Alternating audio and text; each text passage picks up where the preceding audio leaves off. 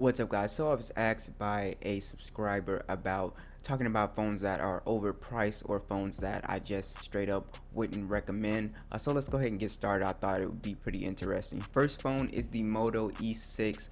So the Moto E6, you guys might be confused because I reviewed this phone and I said it was a good phone, and it still is a really good secondary phone or a burner phone. The problem I have is that they're pricing this guy at $150 on Motorola's website, and on Amazon they're pricing $150. Now this phone is 70 bucks on Best Buy.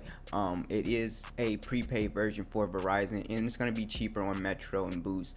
Do not get this phone unlocked. It's a complete waste of money. You can actually get a Galaxy A20 for around the same price. It's just ridiculous. This phone did not have a fingerprint scanner. It did not have USB Type-C. It was just really weird because the Moto E5 actually had those specifications. I reviewed it. I really love the E5, and this was just a weird phone. So it's definitely not worth the 150 bucks. If the price goes down, then yeah, definitely pick it up. But right now, for 150 bucks, especially with the Snapdragon 435, the cameras were just okay. 3000 milliamp battery was just, okay. It's a great phone for 70-80 bucks, but not for 150 bucks. Next is the iPhone 11 Pro. So I was very kind of underwhelmed with the iPhone 11 Pro because they have the Pro name, but it just doesn't have Pro features, I guess. And if you go on Apple's website right now to pre-order, it's $1,000 for the starting price, and if you get the max version, it's going to be $1,100, and that is before tax, I believe. So this is very overpriced, and it just doesn't have the high refresh rate of the OnePlus 7 Pro. You also still have a really big notch, which I would think that they would be able to shrink it down by now, but they still haven't. So it's a little disappointing, and I'm not really crazy about the design. So for the Pro model, I think it's very underwhelming upgrade. So if you guys saw on the channel, I did have the iPhone XS, and I really liked it, but I wouldn't jump to upgrade to this version because there's really nothing too crazy to spend $1,000 on to upgrade. So definitely this one is overpriced and a little underwhelming to me. And on top of that, it's $1,000 for a 64 gigabyte phone, and it's just crazy because you can literally get the Bold N1 for 200 bucks that has 128 gigabytes of storage.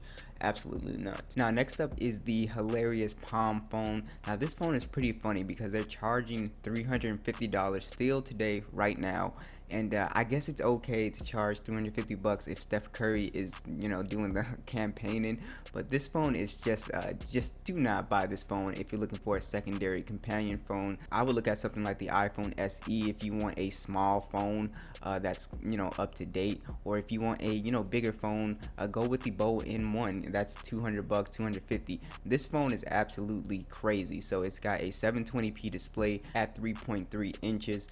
From reviews that I've seen, the cameras are very underwhelming. It has a 12 megapixel camera, shoots at 720p, Snapdragon 435. You can't really game on this phone. 3 gigabytes of RAM, and an 800 milliamp battery, which is very small, and it doesn't get very good battery life from what I've been reading. So it also does not have NFC, which I think would be big for a companion phone, especially at this size. No NFC, which is really stupid. This phone is a very overpriced and very stupid phone. Anybody that spends 350 bucks on this, you're getting completely ripped off. You can go on Amazon and get it for a fair price of I think like 80 bucks, but it's going to be the renewed. It's not going to be new. So just stay away from this phone. It's pretty stupid. Next is the Indigi P1 Pro. So I bought this phone and then canceled it. I was going to show you guys because I got all excited. They were promising, listen to these specs, they were promising a phone for 130 bucks. It had a fingerprint scanner built into the display, triple camera setup. It has 6 gigabytes of RAM, 128 gigabytes of storage. It just had really awesome specs, Android 9.1, and it sounds like a phone that's really exciting. Until lo and behold, I see Kevin Breeze's video. If you don't know, he's a YouTuber, and I see his video and he talks about the phone having fake specs. It only has one camera. I think it ran Android 7 something, and it was a complete lie. The processor, no built-in fingerprint scanner. It was just really bad. It was a complete rip-off. So if you see this phone, stay away from it. Don't be tricked. I went ahead and canceled my order immediately. So yeah, shame on Indigi for scamming people. So the last phone I don't really hate is the iPhone 6. Now people have been asking me about this phone. Should you buy it? And the answer is no. It's not getting iOS 13. It's gonna start slowing down. So if you're buying this phone like now, and it's not gonna last you through 2020, especially if you're thinking about keeping it for a year. It's just not gonna last you. Now I'm not trying to bash and say it's a bad phone. I had it before. It's just old, and it's time to either get the 6S or maybe get the Galaxy A20 or look for a better phone. But yeah, I don't really have too many negative things to say about it. It's just an old phone. So thanks for watching this video, and I will catch you guys in the next one.